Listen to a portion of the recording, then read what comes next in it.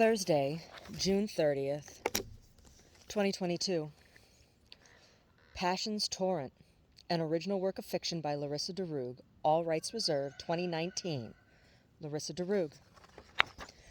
I wrote this book as part of my annual Lenten artistic practice in 2019. I dedicate this book to the insufferable and those who suffer them. Chapter 1. Torrent. Torrent lived in a mediocre 3-bedroom condo in an overpriced neighborhood with his younger brother Kodo. They only had one parking space, so that meant one of them had to park on the street. Usually it was Kodo. Torrent worked strange hours and had frequent downtime, which meant he regularly arrived home before Kodo. Kodo didn't care. Most nights he slept at his girlfriend Gina's house anyway. Her bathroom was cleaner, the walls weren't as thin, and she lived alone. Neither of them cared if her upstairs or downstairs neighbors could hear them. Besides, they usually left the TV turned up to drown out the buzz of the fluorescent lights her cheap-ass landlord insisted on installing in every room. Gina also had a fully stocked kitchen, so there was that too. It was Thursday afternoon. Torrent had been on the road for 2 weeks and was encouraged to have his first jet-lag-free day and a day off. He prided himself on his no-nonsense, drama-free, low-maintenance lifestyle and smirked to himself as he settled down on the couch with his laptop, granola bar, and a protein shake. He planned to hit the gym later and log some time on the elliptical, but first he had an itch to scratch. It was Thursday, and he was dying to see if she had updated her page with a new video. He had denied himself looking at her page while on the road and was feeling proud of his self-discipline, but he recognized he felt a little apprehensive. What if he had missed something important? What if she was somehow now totally different and he had missed it? When Torrent arrived home 2 days earlier, Kodo was sitting on their living room couch, cutting his toenails and watching one of her videos. He slapped his laptop closed quickly, but not quickly enough. Torrent had heard her voice. Kodo looked at him apologetically, almost fearfully. "You didn't tell me when you were landing. No spoilers, I promise." Kodo liked her videos, but he wasn't into her. He wasn't hooked on her. Kodo was not Torrent. Torrent now brushed a toenail clipping from the couch cushion as he lifted his weight and arranged himself. He tore open the granola bar and found it stale. Sniffing it, he made a face, then tossed it in the basket in the corner of the room. It hit nothing but net. The crowd in his mind went wild. Her page was open 2 tabs back on his browser.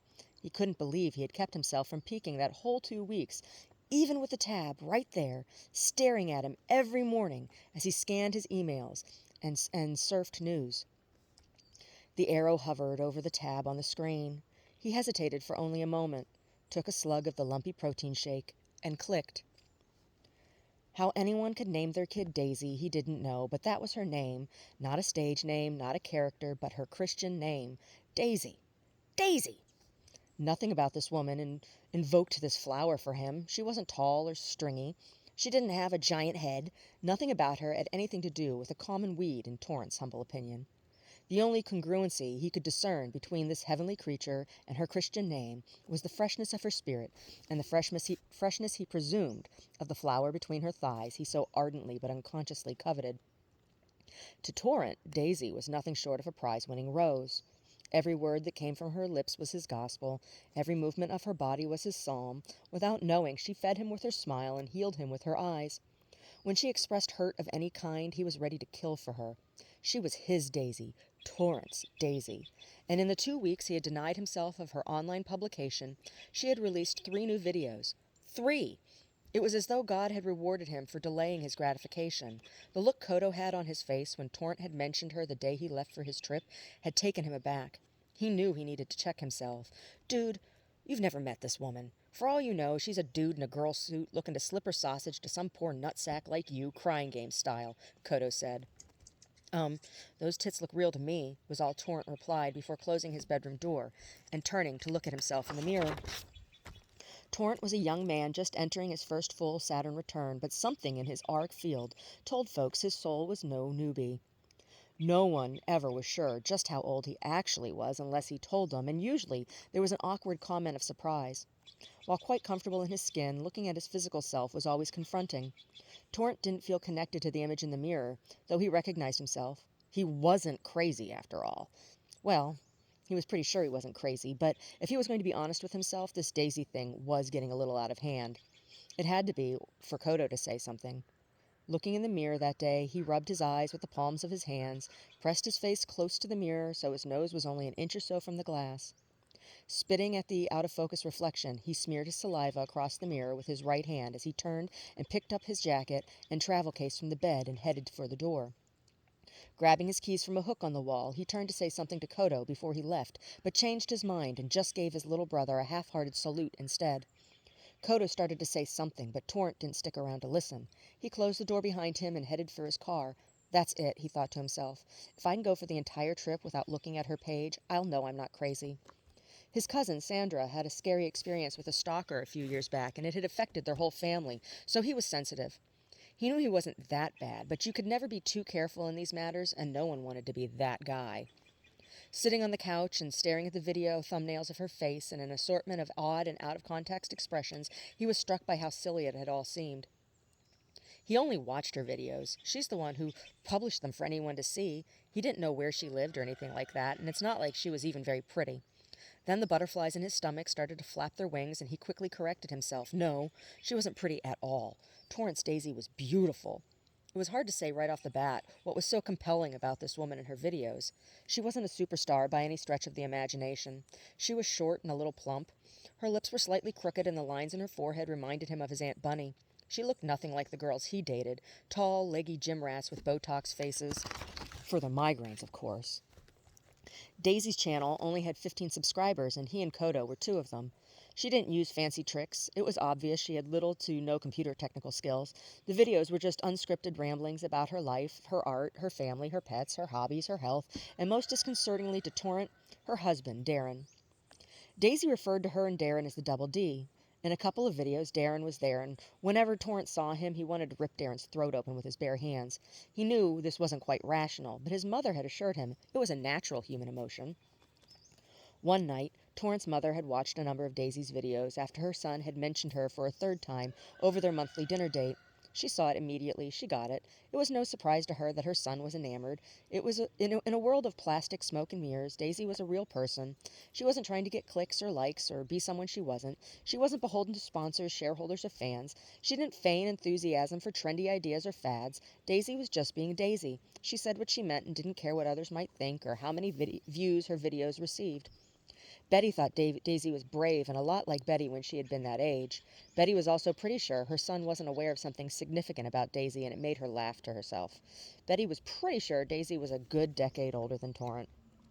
She looked good for her age, but Betty knew it would be a surprise to him if and when Torrent found out. He had never encountered another person with that same ageless quality as himself, and Betty thought it would be a good learning experience for her son. Later that evening, when they got in bed, Betty affectionately told Torrent's father about what she called Torrent's crush. Stan was not as amused as Betty. I have a feeling about this, Bet, he said. That boy of ours isn't a boy anymore, and the rings of Saturn can have a strange way of changing the course of a person's life. Look at my sister Bunny. He rolled onto his side, watching his wife in profile consider the weight of his words. What about Bunny? Betty replied wistfully. Torrent is nothing like Bunny. And I only watched a few of her videos, but I don't think Torrent's Miss Daisy is either. It's not fair of you to chastise your son's emotions. Like you said, he's not a boy anymore. Stan mumbled something Betty didn't listen to under his breath and reached over the nightstand, turning off the last light in the room. He kissed his wife on the cheek, and they both fell asleep without issue. On his couch, Torrent was having trouble bringing himself to click on the first of the 3 unwatched Daisy videos. He found he had an ache in his heart and a growing erection. It was a new, confusing experience. While Daisy from time to time made a suggestive joke or wore clothes accentuating her proportionately oversized breasts, her videos were not porn. Even that one video where she danced bare-breasted wasn't pornographic. It had been art, and her breasts an appropriate choice of costume for the piece. He hadn't gotten hard watching it, only mesmerized. In fact, this was the first time he had gotten an erection while looking at her page at all, and he was kind of freaked out. He closed the laptop and set it hastily on the coffee table, spilling some of the protein shake in his lap. Fuck, he spat while setting the sticky glass next to the computer and grabbing at his shorts to keep the funky mess from getting on the couch. Torrent was no prude. He was quite accustomed to viewing porn from time to time and jerking off. Those girls with their legs spread wide and all their hair removed, inviting the viewer with teasing smiles to pretend for a moment about shameful gratification, were satisfying like McDonald's. But this was Daisy, for crying out loud. She wasn't like that. He couldn't do that to her. As he As he clawed clumsily to his closet for a fresh pair of shorts, his penis continued to harden. As he flung the soiled shorts onto the pile, spilling out of the hamper, he caught sight of his unmade bed, and a flash image of Daisy asleep on the pillow next to his stopped him in his tracks. He fell into the rumpled sheets face first. In the last video he had watched before his trip, Daisy had mentioned she needed to pick up another bottle of her perfume. While on the road, he had passed a store window and saw a bottle of the fragrance in a display. It had struck him as odd, because he had never until the video even heard of the perfume. The girls he dated wore Victoria's Secret spritzes, scents he had come to associate with flimsy panties and acrylic nails. His mom wore Chanel. When he saw the bottle in the window, it was like a beacon to him. He walked in the store, and a light, delicate scent of rose filled his nostrils. He must have been staring at the bottle directly, because a salesgirl wearing too much makeup approached him to inquire coyly if he had a sweetheart who might enjoy smelling like a fresh-cut rose. Embarrassed, he stumbled back out the door and down the city street. Now, face down on his pillow, the memory of the scent overwhelmed him, permeating his soul. It was like no fantasy he had ever entertained before. There was no lewdness, no dirty innuendo, no sloppy fumbling, no flimsy panties. It was just the scent of the rose in her face, her eyes locked with his, and her laugh. She'd never wear flimsy panties anyway. Torrent was sure Daisy's panties would all be sensible white cotton. He came with a force like nothing he had felt before. Laying back on his bed, his hand covered in warm, fresh semen, he looked over at the empty pillow where Daisy's image had appeared to him and began to sob. It was a first. Walking into the gym, Steve at the front desk greeted Torrent warmly. "Back from your travels, Gulliver?" Steve inquired. "What? Nah, yeah, I mean, how you been?" Torrent stammered. "Whoa there, buddy, you okay? Jet lag still got you?" Steve chided. "Yeah, that's it," Torrent replied in a distracted manner. He didn't stick around for small talk. He wasn't quite sure what the problem was, and he wasn't in the mood to explore it with Steve. "Have a good workout," Steve chirped as Torrent disappeared into the locker room. A couple guys in the locker room nodded in Torrent's direction when he entered. He saw someone was using the locker he liked to use. Par for the course today, he thought to himself as he settled for the locker next to his usual spot, number 011. Staring at the locker and spinning his lock, he wondered out loud, why do they bother putting the 0? A voice he didn't recognize answered him. "Right? Like, isn't it implied?" Torrent turned, finding a solid-looking guy with wide-set features and bulging calves and forearms, smiling a toothy grin. "Whatever, man," Torrent said as he brushed past him, heading for the elliptical machine, towel draped over his shoulder. The guy proceeded to open the locker Torrent preferred to use. All the elliptical machines were in use, and Torrent was getting discouraged. "Shit, maybe God's trying to tell me something. Maybe I should just go home," he was thinking to himself when the guy from the locker room appeared beside him. His hands were firmly placed on his hips, and he was slightly nodding his head up and down while surveying the scene before him and the now visibly distraught Torrent. "Those dudes are machine hogs," he said to Torrent without looking at him. "I've been waiting for an elliptical for over 45 minutes now.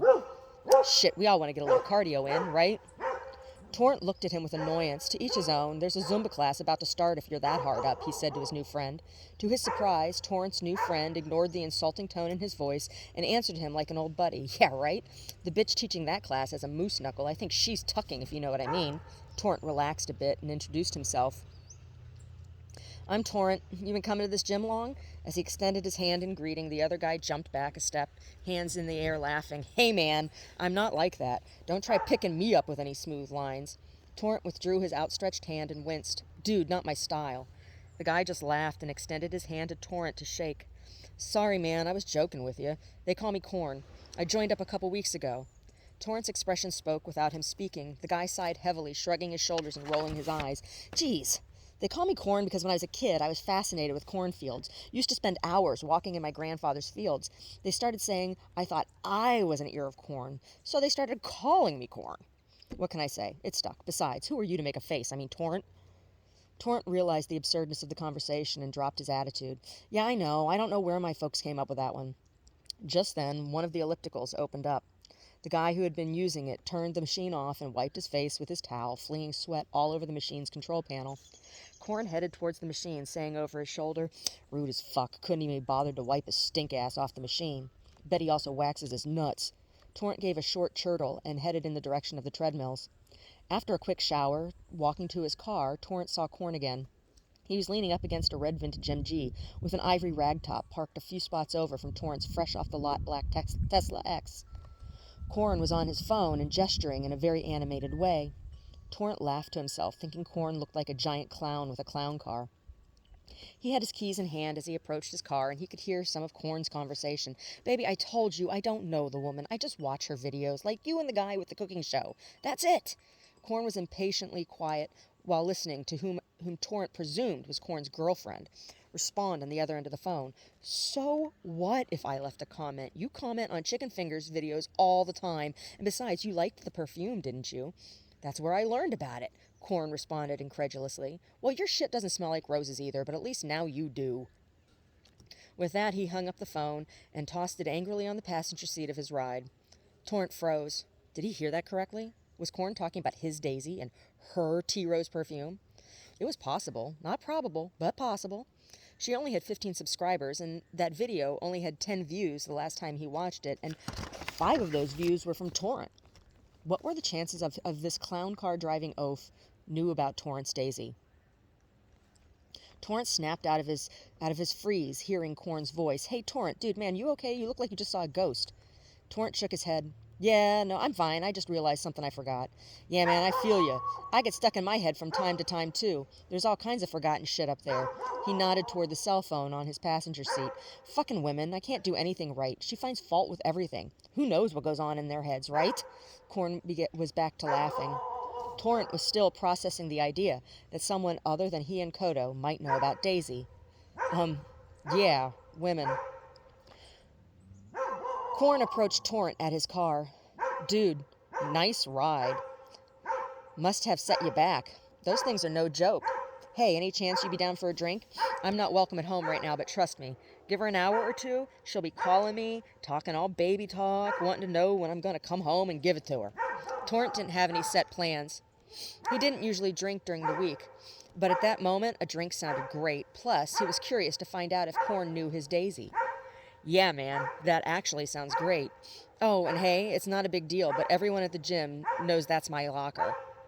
I've been out of town for a couple weeks. If it's not a big deal, you see, 11's kind of my number." Torrent was surprised he said anything about it to Corn. He knew someone else would probably say something to him if it happened again, but for some reason he was feeling a little territorial with this guy. "Sure, man, it's no thing. You know Duke's on 5th? Meet me there." Corn was pretty easygoing, but guys packing his kind of muscle bulk didn't need to act mean. Forearms spoke for themselves. "Yeah, I know the place. See you there in a couple." And with that, the two men got in their cars. Duke's was old school. Leather-covered bar stools lined an antique wax-polished solid oak bar, behind which was an impressive selection of liquor and beer, but no wine. A handwritten sign hung above the cash register. It said, "We do not wine here. If it's wine you seek, there's a Catholic church across the street, or go home and listen to your wife." The wall opposite the bar was the front of the building. It was comprised of floor-to-ceiling reinforced tempered glass and a single panel door off to the right, the entire outside of which was covered with steel bars. Above the door, a blue neon sign of no significant size said Duke's. A heavy velvet stage curtain of an indeterminable color was bundled on the left of the window. When unfurled, it covered the entire front, including the door, or so the owner, Toothless Gil, said. The last time Gil had closed the curtain was during the riots in the 70s. In the bottom right-hand corner of the door, a hole with radiating cracks from a stray bullet was taped up. It had been there since the riots. Gil left it as a reminder to everyone of what had happened back then, but the truth was, he was one of only 4 fellas regularly in the bar who were old enough to remember firsthand. The wall to the right of the bar was covered in TV screens featuring whatever sports matches were happening, and sometimes a Lifetime movie, if it was a sexy story, or if Gil's sister Maxine was covering the bar for him.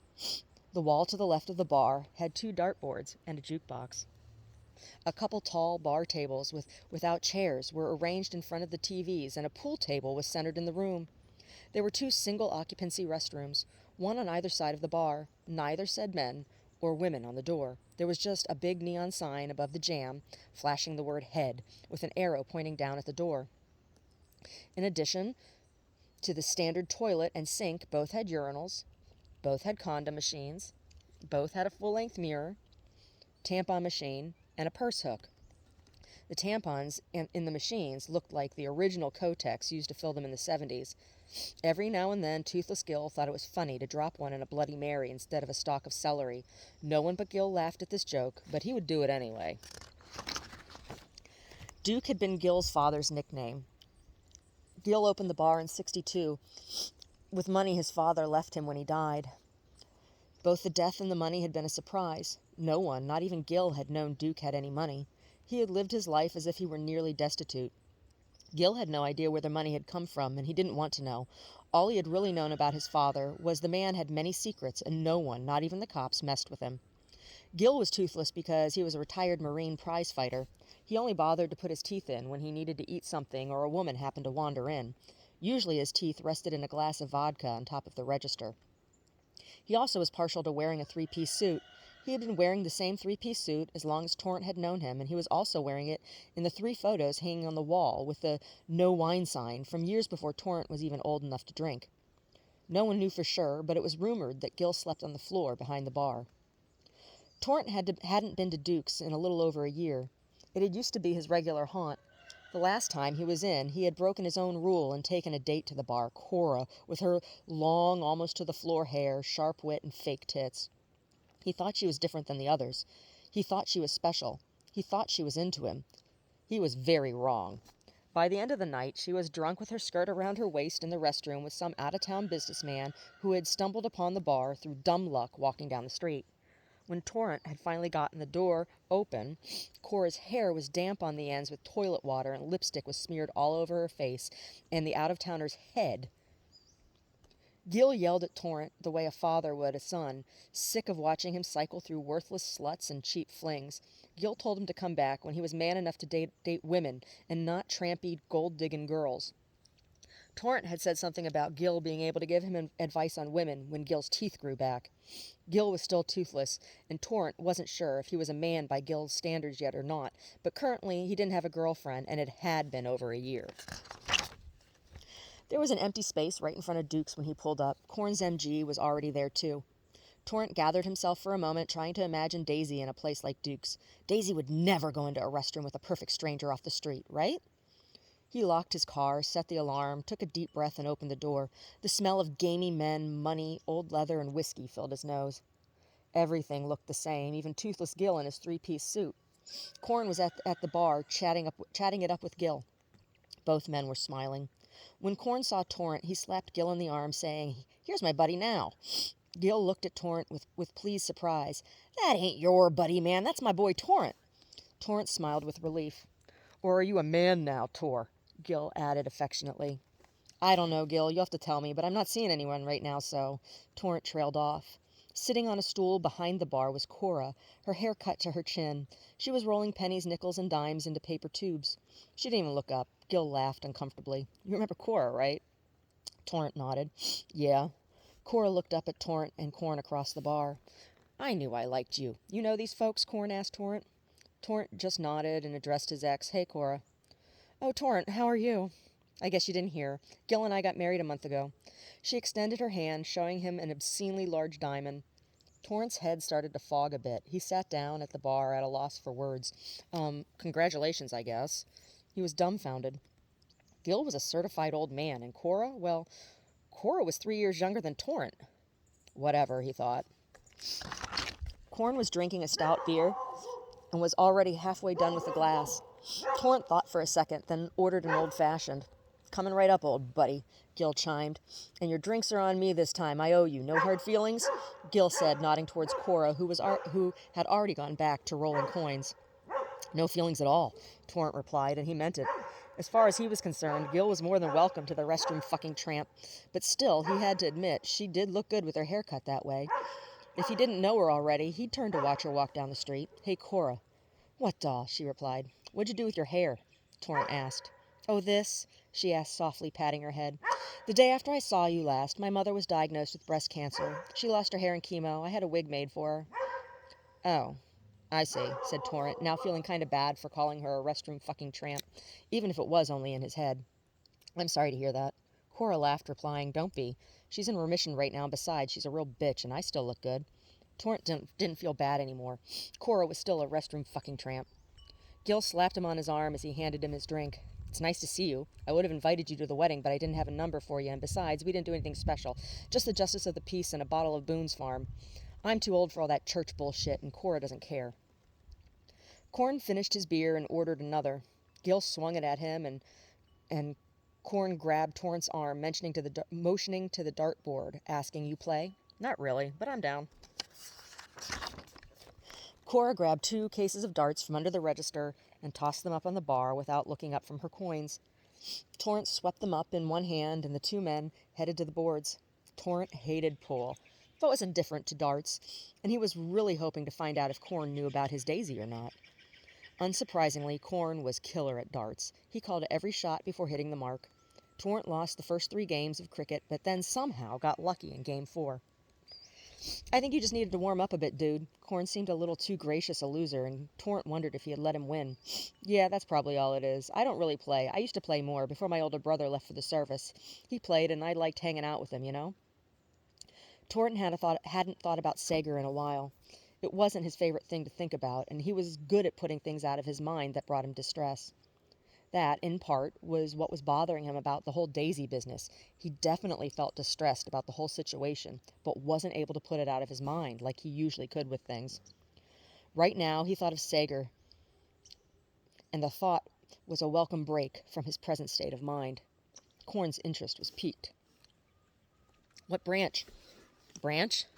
"Yeah, branch of the military." Corn seemed amused. "Oh, yeah, right, Army infantry." Corn was excited now. "No shit, where's his deploy?" He pulled his shirt up and out of his creased dark blue 501s to reveal a giant American flag with a silhouette of a tank in the center across his chest. "2 tours in Iraq," Corn exclaimed proudly, smacking his hand over his heart for emphasis. "So that explains the muscles and the general badassness," Torrent let slip out of his mouth before thinking better of it. Now he was embarrassed. "Badassness? That's a good one, hardly. But that's a story for another day. What's your brother's name? Where's he served?" Torrent was now sorry he brought it up. He realized this was not a story he felt like rehashing with anyone, particularly Corn. Sager Bolden's Sergeant First Class, but you probably don't know him. He was supposed to make it to Iraq, but never made it out of Turkey." "Fuck, dude, that sucks. Turkey? What the fuck took him out there?" Corn had his hand over his chest now in a sincere gesture of sympathy. "The Army took him out there." "No, how'd he die?" Torrent shifted his weight from left to right, and Corn felt bad. "That's all right. You don't have to tell me. It's none of my business." Corn put his arm around Torrent's shoulder and gave him a quick bro squeeze and pat on the arm. It was the most physical affection Torrent had had from another human being, other than his mom, in some time, and it caught him off guard. He stepped aside a bit.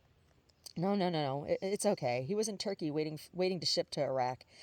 He and a couple buddies were at a club one night and a fight broke out. He and his buddies tried to pull some locals off some trans girl, and my brother got stuck with a blade. The guy ran off. They never caught him. Sager bled out before the EMTs could get to him. The guy cut his jugular. That was the end of the story, but not the whole story. What Torrent didn't tell Corn about was the argument he and Sager had had the day before he shipped overseas, the last time the 2 brothers had spoken. That was the worst part, and he was still kind of mad at his big brother. It had been over a girl, of course, Tara Moldalta. God, Torrent had been in love with her. As it turned out, Sager had been as well. Sager was dead, and Tara ended up a Hooters waitress with 4 kids by 3 different guys, none of them a Bolden's brother. Corn looked like he might vomit. "Dude, that's harsh. Some fag hater took him out. Not cool." Torrent didn't know what to make of the comment, but that was the least of his worries right now. He desperately wanted to change the subject. Between Cora behind the bar and the memory of his big brother in the face of Corn, he wanted to run out the door, but that's not the way a man behaves, particularly when hanging out with a general badass like Corn. Torrent decided now was the time to find out if Corn knew anything about his Daisy. "Yeah, so anyway, just as he was going to bring up Daisy and her videos, Corn's phone rang. It was his lady. Corn looked at his phone and showed the screen to Torrent, a picture of a very large black woman in a mermaid costume on the screen. Her name was flashing with the ring of the phone, Tony. Torrent was shocked. He wasn't sure how many more surprises he could handle, but at least this one was amusing. Not that there was anything wrong with loving a large woman. He thought, Daisy's a little plump too, right? Tony just wasn't the kind of woman Torrent had imagined as Corn's type, and the thought of them both sitting in the MG coupe rekindled his earlier vision of Corn as a clown with a clown car. Wait, Do I love Daisy? Torrent thought to himself, almost horrified. Corn broke the spell once again. What I tell ya? He laughed and took the call. Yes, Corn slurred slowly as he answered the phone and waited for her reply. Yes, baby, of course. Give me an hour or so. I'm in the middle of something right now and can't get away just yet. I'll call you when I'm on my way, okay? Corn was silent for a second, then made a series of kissy noises before saying, Love you too, Big Mama. See you soon. Bye. Corn turned to Torrent triumphantly. See, Big Mama can't stay mad at Big Papa for too long. Sooner or later she needs the sugar. He made an exaggerated hip-thrusting motion as he said this. Torrent was very amused. Well, I guess not. You gotta take off now? What? No, that would be irresponsible. I need a glass of water and take a piss before I can drive. I had a shot of Jaeger before you got here. What took you so long anyway? Oh, I just hit every light, that's all. Hey, I wanted to ask you something. Yeah, what's that? I wasn't trying to eavesdrop, but I heard some of your conversation in the parking lot. No biggie. I know I have a big mouth. Not much small about me or my wife. Torrent smiled. It was the first time he had smiled all day, and it made his face feel strange, like trying to do the splits for the first time and almost pulling a muscle. Yeah, so the perfume you were talking about, was it Tea Rose? Dude, yeah, how'd you know that? Your mom's wear it or something? No, I just heard of it recently. There's this chick with a vlog, and before he could finish the sentence, Corn cut him off excitedly. Daisy and the Double D, right? Torrent's heart sunk in his chest. So Corn did know about his Daisy. Yeah, Daisy, she sure is something, don't you think? Torrent asked in a probing way. Yeah, she is. Corn was almost drooling, unconsciously running his tongue over his wide mouth. Even his lips looked like they could bench more than most men. Torrent felt heat rising to his face and washing over his whole body. Looking down, he found he had clenched his fists at his side. Dude, that bitch is some dish. I mean, she looks like a run-of-the-mill Girl Scout, but damn, you know those girls are the wild ones in the sack. If I didn't have a big mama, I'd tap that in a heartbeat. A little pudge makes a nice cushion when you're pushing, if you catch me. Oh, Torrent caught him all right, and he wanted to pull his obscene tongue out of his face and use it to lick Corn's asshole, but he caught himself first. All of a sudden, Sager's voice was in his head. Look, man, I didn't know you guys even knew each other, were the last words Sager had said to Torrent, before Torrent had ripped the phone out of the wall and stormed out of their parents' house. Betty had tried to stop him from leaving, but Stan had told her to let him be, that he'd come back when he'd collected his thoughts. Stan had been right. He also made Torrent pay for repairing the phone line and the hole in the wall. Torrent was snapped out of the memory by Corn, his strong, wide hands on either side shaking Torrent slightly. Look, dude, are you okay or what? What is your deal? Where'd you go? I haven't seen a guy space out as much as you since Iraq. Do you know this chick or something? She an ex like Cora? Corn was genuinely concerned. Torrent saw this, unclenched his fists, and slumped into a squat on the floor. Gil, we need a glass of water over here. Corn gestured frantically at Gil with both arms. Gil came over promptly with a glass of ice-cold water and a shot of rye. Torrent took the shot and tossed it back, ignoring the glass of water, and stood up, shaking his head and squinting his eyes closed tight. Gil laughed and turned back towards the bar. Well, if he ain't a man yet, he's about to become one. Looks like my old boy Tor has found himself a real woman. Gil bellowed and smacked Cora on the ass as he poured himself a shot of apple pucker. I propose a toast, he continued in a mock master of ceremonies tone, to Torrent's manhood and the discovery of a real woman's twat. Torrent noticed for the first time that Gil had his teeth in his mouth. The small crowd in the bar all turned toward the two young old men by the dartboards and raised their glasses. A not as old as the other's old-timer, whom Torrent recognized but didn't know his name, slapped his hand on the table in proclamation. To Torrent's man Dick and the wonders of a grown woman's pussy, he toasted. Everyone but Torrent and Corn laughed. Torrent threw the shot glass on the floor, and it shattered, at which the old-timer yelped, Mazel tov! Torrent, being filled with an emotion he had no name for, as his field of vision began to narrow, and he turned to look at the old man. The last thing he heard was Gil's sing-songy voice, Torrent's a man! Torrent woke to bright lights, blurred vision, and a very dry mouth. He squinted at the harsh light and tried to shield his eyes with his hands, but found them bound. He started shaking his arms, trying to free his hands from their unknown captors. Two sets of large, forceful hands found their way to his shoulders and torso, and an unfamiliar voice was telling him to be still. A doctor would be in to see him soon, now that he was awake. Wait, what? What is this? Torrent's initial panic started to subside as he told himself this must be a dream, and he'd wake up any time now. He tried willing himself to wake up. It didn't work. He was already awake. Torrent looked to his right and saw it was secured to the side of a hospital bed with handcuffs. Looking to his left, he found the same. Something was very wrong. His eyes were having trouble focusing. He could see there were 2 people in the room and someone just outside the slightly ajar door, but he couldn't quite make out the features. He squinted his eyes and focused hard in concentration, trying to will his pupils to work properly. Slowly, the 2 figures at the foot of the bed came into focus. One was a cop and the other was Corn. "What's going on? What happened?" he finally managed. It wasn't just his sight that was off. Forming words was a challenge right now, too.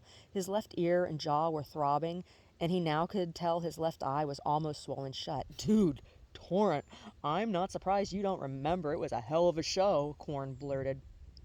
The cop stopped him with a slight hand gesture, and Corn settled down. The officer informed Torrent that he had been attacked, that he had attacked the old-timer.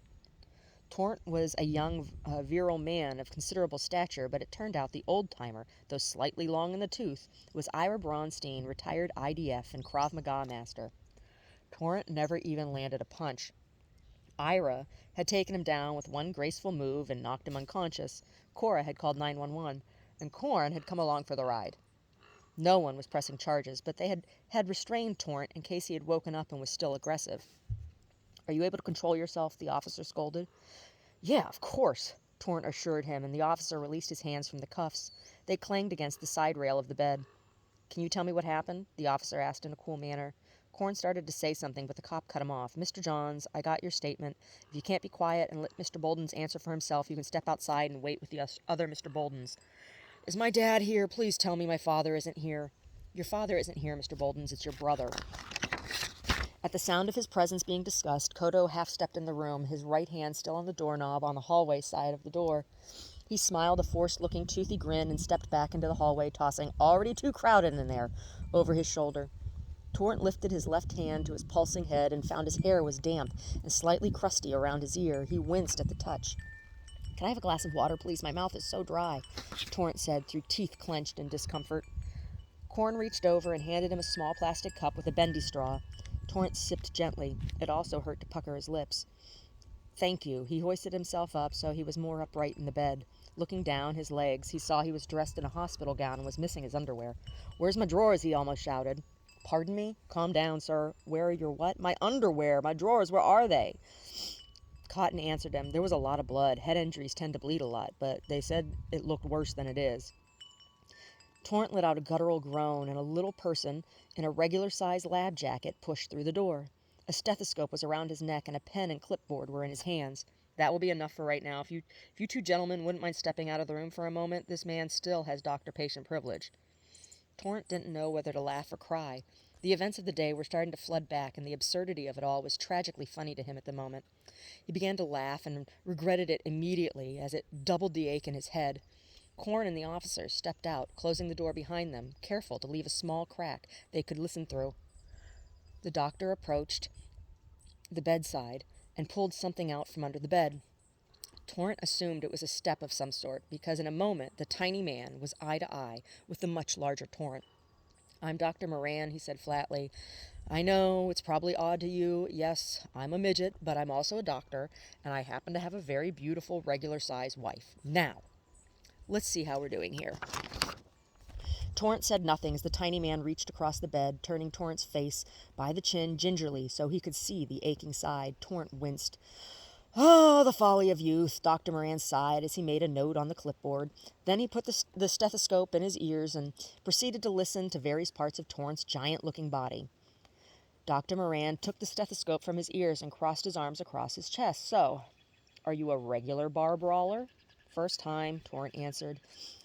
He had duked it out with both of his brothers a few times growing up, and one time he had to defend himself at a truck stop along the turnpike, but other than that, Torrent had always considered himself a lover, not a fighter. "I see," Dr. Moran continued. "Well, nothing is broken, but you have a couple stitches under your ear where we had to reattach a little bit of your earlobe. Evidently, you caught the corner of a table when you went down. You also have a pretty good concussion and a shiner. You're going to be okay, but we need to keep you overnight, just to be on the safe side, and monitor your concussion." "Why is my mouth so dry?" Torrent rolled his tongue in his mouth and over his lips. "Well, you'd been drinking, and we also gave you oxygen and some pain meds. That can do that sometimes. You can drink as much water as you want." And he handed Torrent a small cup of water once more. "Oh." Torrent looked at the cup as the doctor handed it to him. In his hand it appeared to be a regular-sized cup, while in Torrent's hand it looked as though he might crush it. Thanks. You're welcome. Now, if you're ready, I see no reason why you can't answer whatever questions they have for you. You are lucky. You have a very good friend there. Dr. Moran nodded towards Korn, who was laughing with Kodo in the hall. The officer was looking through the window at Torrent and Dr. Moran. The doctor motioned for him to come back in. I'm going to stay to observe the patient if you don't mind, Officer Graham. Certainly, doctor, not a problem. Torrent looked up at Officer Graham and recognized him from a work event a few months back as one of the officers on detail for the city that day. If Officer Graham recognized Torrent, he did not let on. So, Mr. Boldens, can you tell me what happened today? I'm not really sure. Korn and I went to Duke's for a drink and to throw a few games of darts after the gym. There were some people there I hadn't seen in a while, and some very rude comments were made. I don't know what came over me. That guy who hit me, what's his name?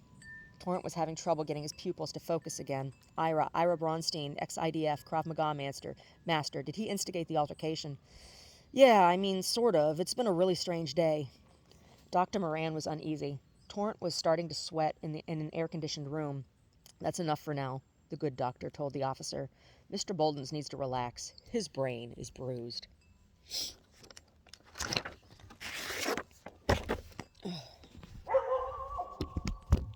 So, oh my goodness, this was the first novel that I wrote. And, there were a few things that, I was thinking about. I was writing this during Lent, and, again, I was, thinking about relationship and expectations in relationship, and, well, things will become more evident as the novel progresses. But I've had so many negative encounters with men in relationship, as an assault survivor, and as a woman, I was looking at what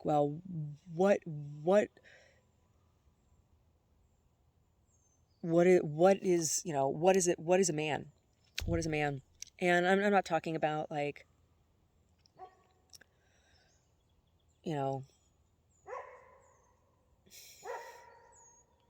I'm trying not to talk about gender politics because this had nothing to do with genitalia. However, for me, a man is a biological male, right?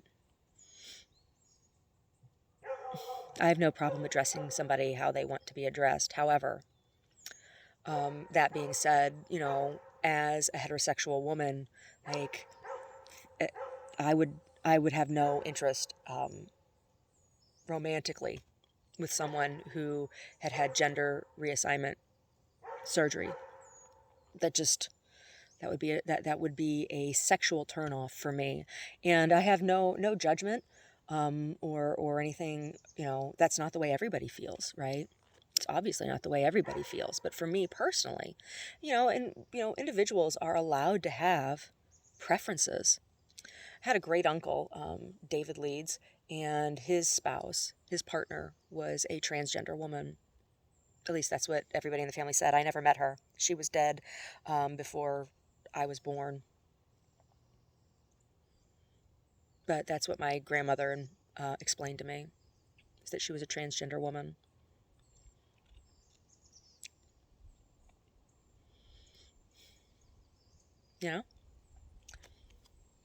Two people love each other and are attracted to each other. That's their business.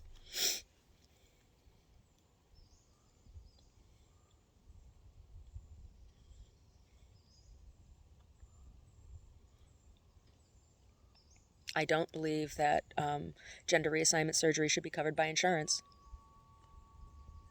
I don't. It's elective. It's elective. And I believe that it is body modification. I didn't seek for somebody for insurance to pay for my tattoo. That's body modification. That's elective. You don't have to have a tattoo, right? I feel the same way about gender reassignment surgery. You should pay for it out of your own damn pocket. But, whatever.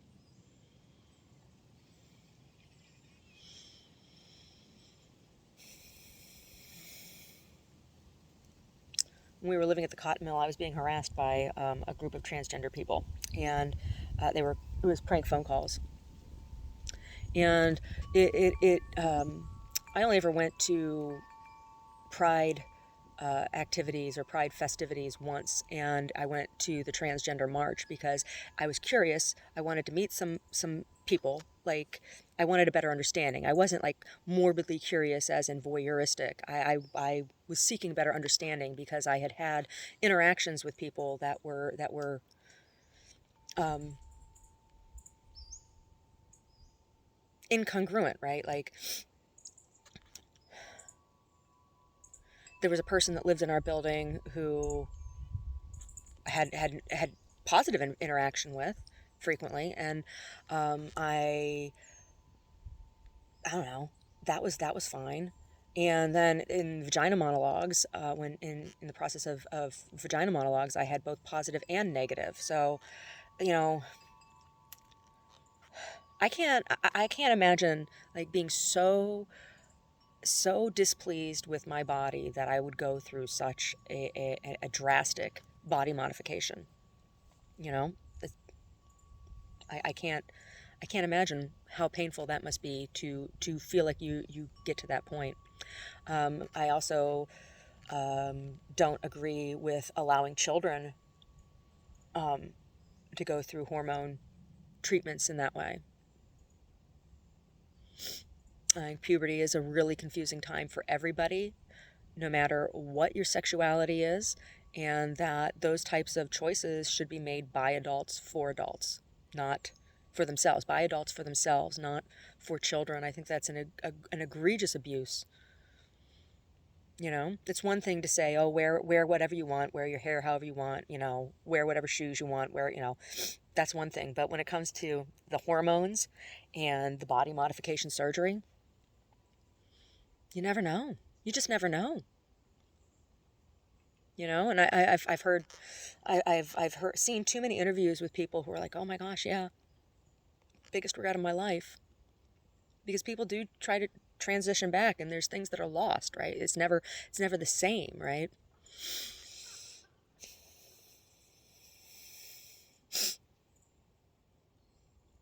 I don't know.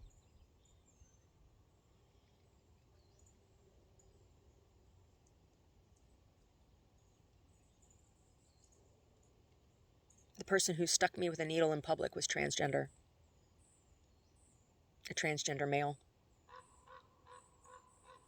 hmm So I don't know. I don't know what they stuck me with. Who knows? Who the hell knows?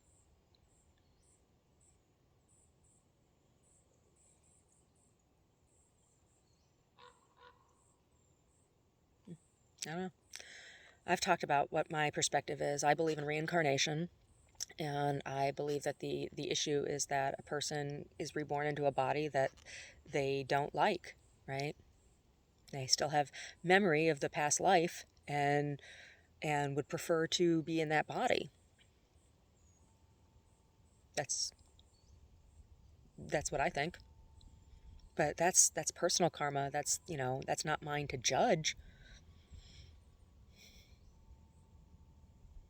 right? And I believe in personal autonomy of the sovereignty of the boundaries of our own bodies. So whatever, you know, whatever you permit, whatever you say is acceptable for your body is fine, but it doesn't mean that it's acceptable for mine. I don't know. Am I crazy? I've been called crazy before.